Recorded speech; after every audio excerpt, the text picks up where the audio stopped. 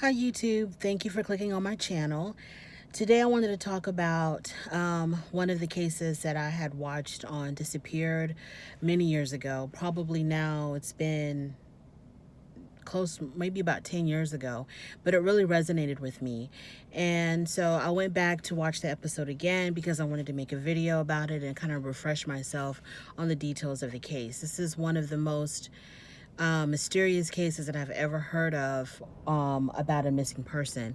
His name is Charlie Allen Jr. He goes by the name also of neomaximusbabson. Well, let me take that back. He did change his name to neomaximusbabson, but he really didn't go by that name. Not that many people knew that he had legally changed his name to that, but we'll get into all of that later. So he's a 22-year-old college student from the University of Massachusetts at Dartmouth. He was a senior in college. He had a sister 15 months younger than him by the name of Brittany Allen, his mother Ann, his father Charles. He also had a younger sibling. He was an avid tennis player. When he was in high school, he was a member of the Honor Society. Really popular kid, had lots of friends. He was also very popular online as well. He was an online gamer.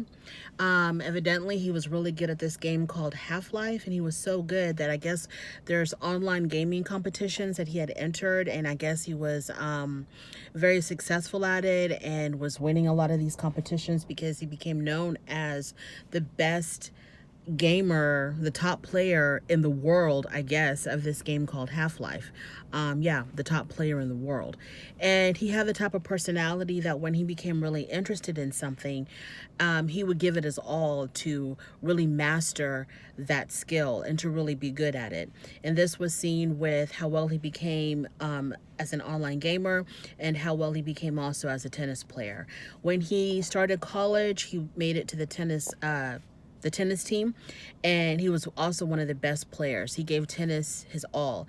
His sister even mentioned on the show Disappeared that he ate, slept, and breathed tennis. When he got interested in something, he gave it 150%. He was a psychology major at University of Massachusetts at Dartmouth, and he even considered attending medical school after graduating from undergrad. He became friends with a young man by the name of Mason Viao. I'm not sure how to pronounce his last name. They bonded over tennis. They were really good friends.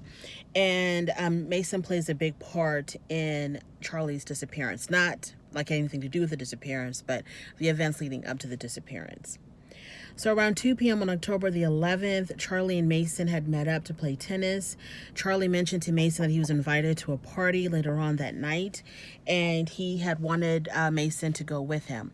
So they had made plans to meet up later, I guess, on the campus of Dartmouth, and from there they were going to head on to the party together. So around, I guess it was later on in the evening, maybe early evening. It was early evening. His friend Mason was waiting for him at Dartmouth at the parking lot of the campus, and Charlie never showed up. He called him, he didn't answer the phone, and so Mason just assumed that maybe Charlie decided to go to the party without him, and he ended up going home. Later on that night, Brittany had gotten I think she had gotten a message from Charlie, and she was going to respond back to him through Facebook. So she goes online and she checks her Facebook account. She tries to search for her brother's account, and it's gone. Charlie's Facebook account is absolutely, completely deleted, which raised major concerns because why would a 22-year-old college student who lives online through social media and through his gaming, why in the world would his Facebook account be completely deleted? So she calls her brother Charlie to find out what happened. He answers the phone. She could tell that he was walking because he sounded like he was, kind of out of breath. And he told her that he had planned on going to a party later on that night, and that he was taking a walk at the time. And so she asked her brother, what happened to your Facebook? It's gone. It's deleted. All of a sudden, she could tell through the phone that he got really panicky. He sounded scared. And she said that he told her people were after him, And he sounded very, very concerned. And he told his sister to leave her school because she was attending college as well. He told Brittany to leave her school and go immediately to their dad's house.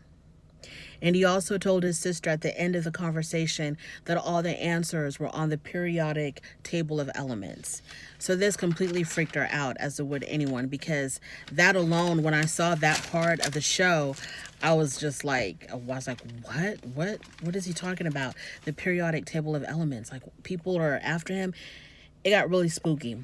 So, because after that, he hangs up the phone. She calls their father. She tells her dad the conversation that she had with Charlie. She was freaking out. She was crying. The dad could tell that, obviously Brittany was really concerned. The show mentioned that both of his parents had also received voicemail messages from Charlie. He left a message for his dad saying that he had planned to go to Mexico or Florida, and he left a message for his mom saying that he had planned to go to Texas.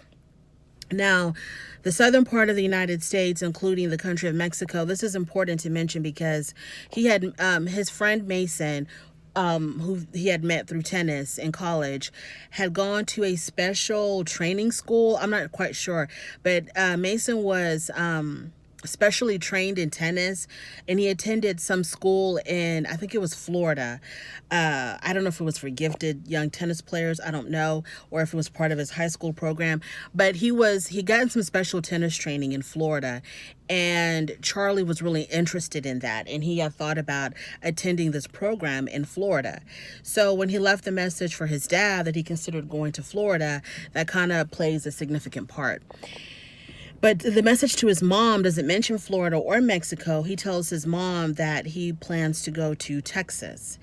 He also left, the part of the message they left to his mom also included him saying that he needed to be loved more and that he felt really isolated. And she said that in the message, it sounded like he was running because he sounded like he was panting and he was out of breath. So the family tries to return the calls to him. His phone goes straight to voicemail. He doesn't respond.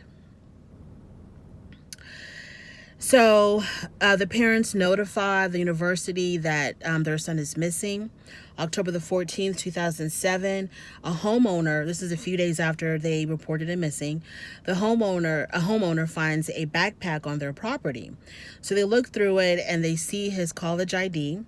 They call the university. They call the police, and the police reports it to the university police that they found the student's backpack, ID, etc. On the property of this particular resident.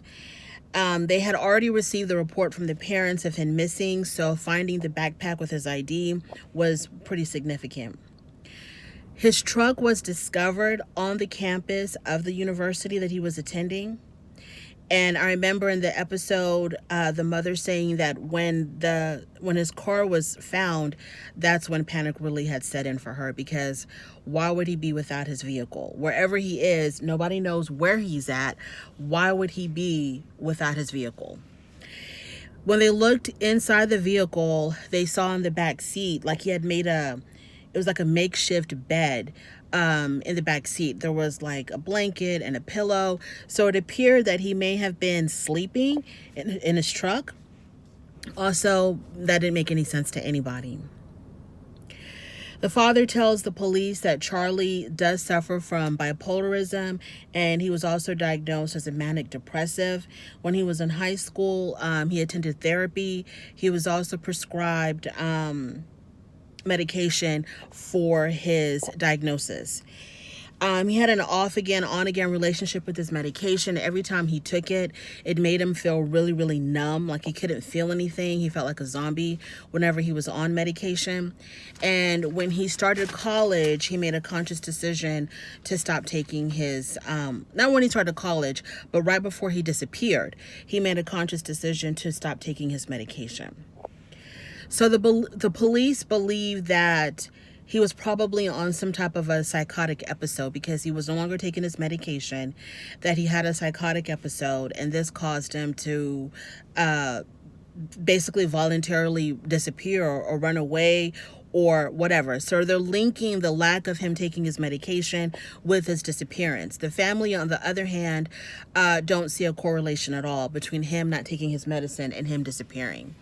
Either his sister or his mother, his sister had mentioned in the show that when he wasn't on his medication, he was like anybody else. He was, he was coherent, he was intelligent, he didn't act out of the ordinary, and that he was able to manage his psychosis on his own without the medication, according to his family.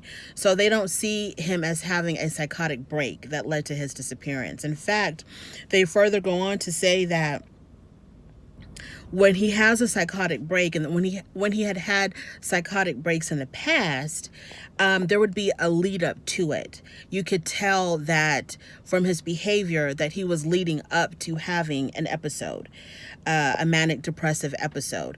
So in this situation, before he disappeared, everyone around him, his friends, his family, had said that there was nothing out of the ordinary about him at all. There was no evidence that he was about to have a breakdown. So him disappearing had nothing to do with his mental state. Now, even though everyone that knew him personally and that was around him before he disappeared, for the most part had said that it didn't appear he was about to have an episode because he was acting pretty normal. His friend Mason did say that there was an incident that he thought was out of the ordinary, and this was the only thing that he pinpointed as being out of the ordinary with Charlie before he disappeared. Mason also had mentioned that he didn't even know that Charlie had suffered with any kind of, mental issues. He had no idea. So Mason did mention that when he was having lunch with Charlie one day, right before, like a day, maybe a day before, 1 or 2 days before he disappeared, they were having lunch together at the school cafeteria, and Mason was eating pizza.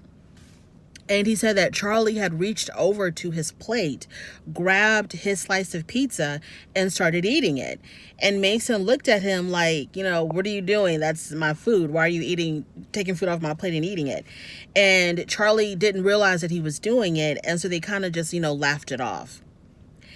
Then before he disappeared, he had also had mentioned to another friend by the name of Anthony, he had mentioned to him that he had legally changed his name. And he showed him his new state-issued ID where his name was legally changed to Neo-Maximus Babson. Neo Maximus was his online persona when he was doing his online gaming. That was his online name. Neo from the movie The Matrix, Maximus from the movie Gladiator, and Babson from the show. They tell us that that's a family name. And so his friend Anthony was like, why in the world would you change your name? And I'm not going to call you Neo. You're still going to be Charlie. But not that many people knew that he had changed his name. Now, I wish that the show Disappeared had gone a little bit deeper as to why he did that. I didn't think we got enough information because it's a process to legally change your name. You have to file a petition with the court, wait for it to be approved. Then you have to go and apply for your new Social Security and your new IDs with the new name. So that is a process. And the family didn't say too much about it. The friends didn't say too much about it. So I'm more intrigued as far as when this was happening, why did he not tell anyone that he was changing his name? Or if he did tell them, why didn't they say anything more about it? So the whole changing of the name thing was a little bit jarring to me. It was a bit jarring to me. So not that many people knew that he had changed his name. Now, when it comes to the people around him, everyone on the show, his family, his friends, had all mentioned that he didn't have any enemies. They don't know of anyone that he had an issue with. He had no enemies at all. There was no love triangle, a rival for a girl, someone that he just didn't get along with. They couldn't think of anyone that had an issue with Charlie. So why did he believe that people were after him? And who were these people that could have been after him? So It was suspicious, obviously, to everyone that he believed that there were these mysterious people that were after him. But his mom and his sister really do believe that Charlie did believe that there were people after him. Whereas maybe other people kind of saw this as a sign of him having a mental issue, believing that there's these people who are after you when in reality no one was after him. His mom and his sister said that if Charlie said people were after him, people were really after him. So they really do believe that there were these people that were really coming after Charlie, that otherwise he wouldn't have said it. Sneakers were found near the home that he had. So there was another witness that said that what was her name? Let me see if I can figure out her name. Okay, here we go.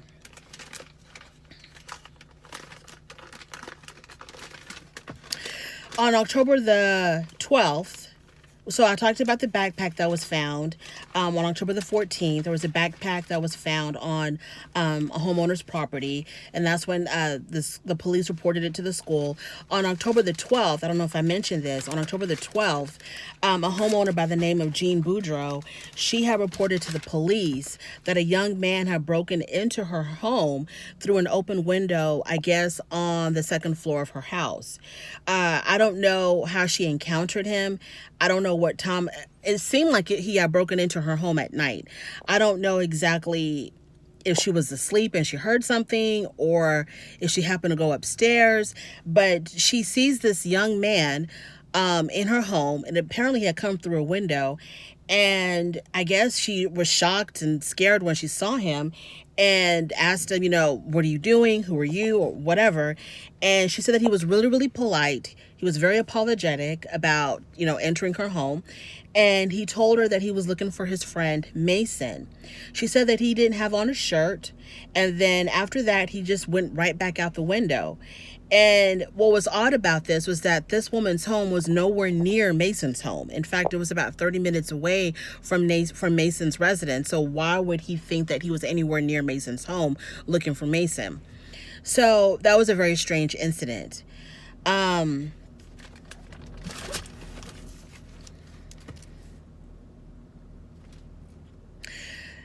Near Miss Boudreau's home is where they found a pair of Charlie's sneakers. So when she discovered him in her home, he didn't have on a shirt. He had no shirt. And then later on, his sneakers were found. So evidently, he's somewhere out there with no shirt and no shoes, no backpack, and no ID with him. They did a search on his computer, and they found nothing of interest on his computer at all, except that one of the very last things that he was looking at on his computer was the website of the University of Texas. So he had mentioned, in the voicemail message to his father that he had planned to go to Texas. He had, he was thinking about moving to Texas. And one of the last things that he looked at on his computer was the website of the University of Texas University of Texas. Also, all of the emails days before he disappeared were deleted. They were gone. And he had mentioned to his sister that he had sent emails to some very important people. And I think this was in the phone call when she had called him to find out why his Facebook account was deleted. And he was telling her that people were after him. He had also mentioned to his sister that he had sent out some emails to some very important people. Didn't mention who these people were. And the emails that were, I guess, sent or received days before he disappeared were deleted. I wasn't quite sure from the show if they said that all of the emails were deleted or just the emails that were leading up to his disappearance were deleted. So the family thought that that was very, very suspicious that these emails were gone, I guess, which further confirmed their theory that there probably were some people involved in his disappearance. They don't believe, his family does not believe that he had staged his disappearance at all. They think that something happened to him. Another witness by the name of Jim Costa, who was a worker, electrical worker, he said that he had seen around October 2007, around the time that Charlie had disappeared, that he was on his way to work early one morning and he saw a young man with no shirt, looking kind of disheveled, maybe a little bit confused, walking towards a work truck of some type and asking, he could have been asking for help. And possibly this could have been Charlie, but it was never confirmed. The witness, Mr. Jim Costa, couldn't confirm if he saw this man on the Saturday that Charlie disappeared, that he was reported missing, or if he saw him the Saturday after. So it was never conclusively, it wasn't concluded that, obviously whether or not this was Charlie. On 2 months after he was gone, December 2007, whatever leads that the police were getting were drying up. They were not receiving any more leads about his disappearance. There was no sign of his cell phone or his wallet. Those two were never found.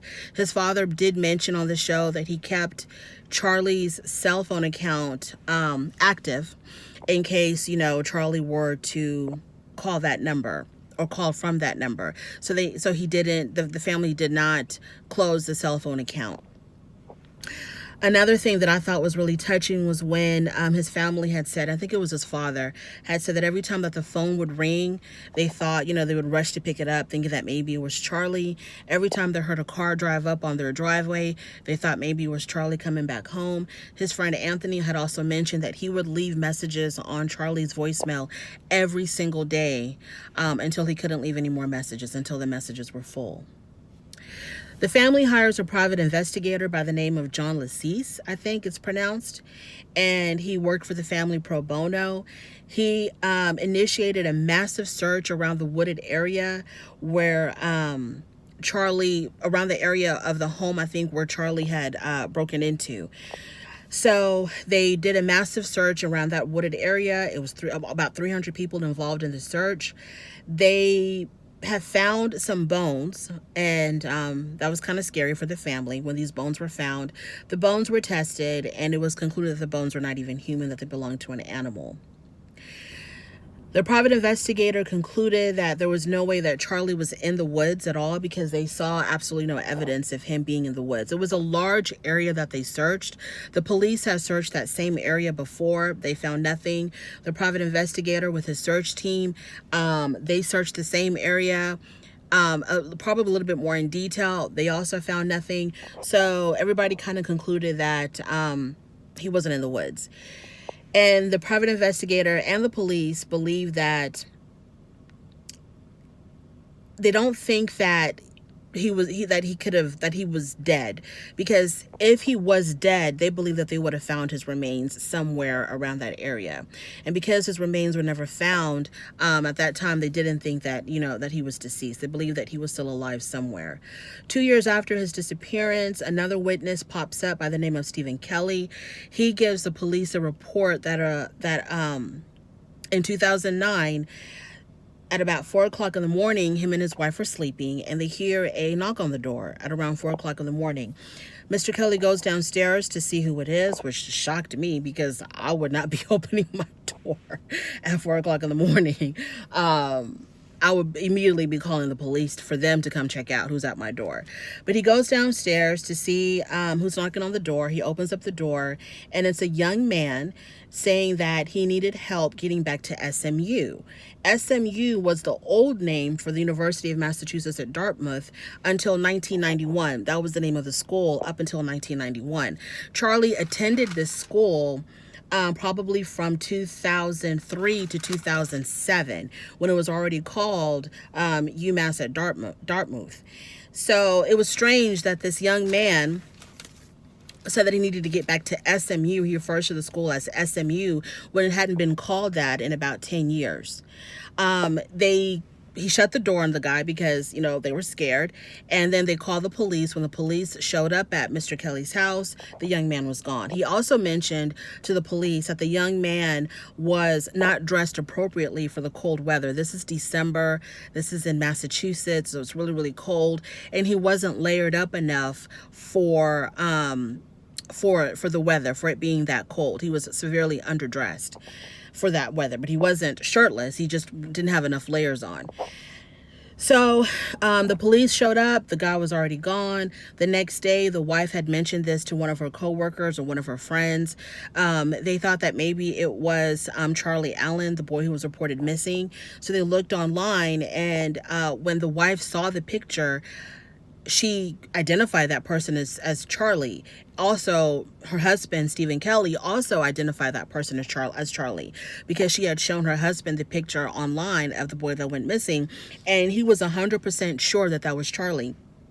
Now, the police officer, I guess, or the detective that was in charge of the case at the time, he was also on the show Disappeared, and he had said that he was a little bit suspicious that a witness can be 100% sure, that the person that they saw, a stranger, a person that they've never seen before, was 100% Charlie Allen. So the police kind of had doubts of Mr. Kelly's accounts that this person was Charlie, because they couldn't believe that Mr. Allen and his wife, or Mr. Kelly and his wife, didn't know anything about this boy, had never seen him before, but then they linked the stranger at their door with Charlie Allen, and they're completely certain that this was the same person. So the police were a little bit suspicious of that. They didn't really believe him wholeheartedly. Charlie's information or fingerprints were entered into the criminal database in case if he's ever arrested and his fingerprints are ran, hopefully there would be a match and they'd be able to identify him, or if he's ever placed in any kind of protective custody and they run his fingerprints, they'd be able to identify him right away. The family, they do not believe that he voluntarily left. They do believe that there was something very nefarious about his disappearance. So yeah, and that's basically where the episode had ended. He's still missing. I looked online to see if there's been any new developments. Now, January of this year, 2021, a skull was found in the Dartmouth area on the beach. And I tried to find more information on who that, if they were able to identify the skull, who it could have been, and I didn't see any reports. There were a lot of suspicions of who it could have. So there was a lot of suspicion of who that skull could have belonged to. Some people had speculated a lost fisherman, other lost loved ones, and one person in particular speculated that it could have been Charlie Allen, aka Maximus Babson. But I didn't find any other reports if that skull was ever identified, so I don't know. He is still listed on the Charlie Project website, and to me, if someone has not been found or their case has not been solved, it's still their case will still be listed on the Charlie Project website, which is cases of missing people who have yet to be found, and their cases are still open. So he is still missing. He's still somewhere out there. I really do hope that they do find some type of answers to what happened to Charlie. I know that the family is desperate for some type of conclusion so that they can go ahead and mourn him and have their questions answered of what happened to him. Is he still living? Is he no longer living? I just hope that one day this case is definitely solved. One of the most interesting cases that I've ever seen on Disappeared or that I read about. So yeah, that is my video. Thank you for joining me, and please join me again next time. Don't forget to like, comment, and subscribe. Thank you.